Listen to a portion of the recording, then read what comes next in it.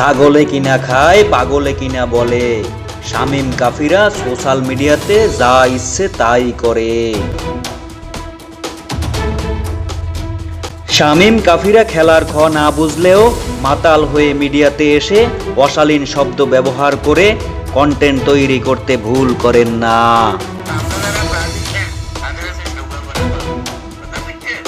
তাদের মূল লক্ষ্যটাই ভিউ ব্যবসার মাধ্যমে ডলার ইনকাম করা।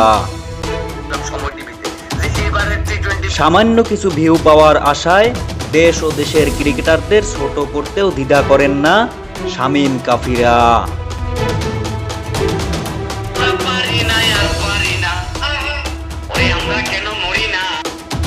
লোকজন নাম দিয়েছে কুত্তা কাফি ও টেরা শামীম। তাদের আসল উদ্দেশ্য হচ্ছে ভিউ ব্যবসার মাধ্যমে ডলার কামানো। যেদিন যে টিমকে নিয়ে প্রশংসা করলে বা যে টিমকে ট্রোল করলে ভিউ বেশি আসবে, এই দুইজন সেই কাজটাই করে।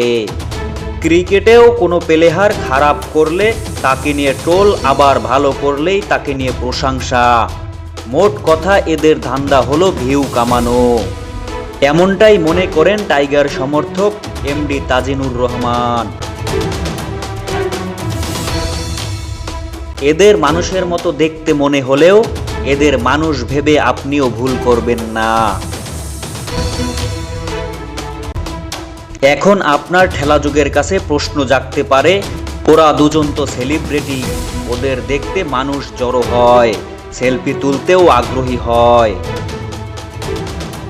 আপনার প্রশ্নে এখন ঠেলাযোগ যে উত্তর দিবে, চিড়িয়াখানায়ও তো মানুষ জড়ো হয় বন্য প্রাণী দেখতে, মানুষ তো তাদের সাথেও সেলফি তুলতে আগ্রহী হয়।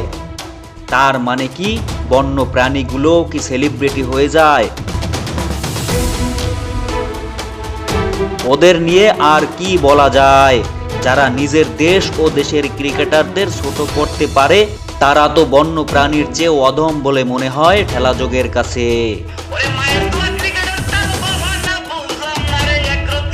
যেখানে ওরা সামান্য কিছু ভিউ পাওয়ার আশায় নিজ অঞ্চলের মানুষগুলোকেও ছোট করতেও দ্বিধা করেন না, সেখানে ক্রিকেটটা তো দূরের কথা বলেই মনে হয়। বরিশালের মেরাল বন্যায় মানবতার ফেরিওয়ালাগুলো কই? এই যে ফেরিওয়ালা এসে পড়ছে, চিড়ামুড়ি দই ফেরিওয়ালা। শাহেদ আহমেদ নিশাম, 69।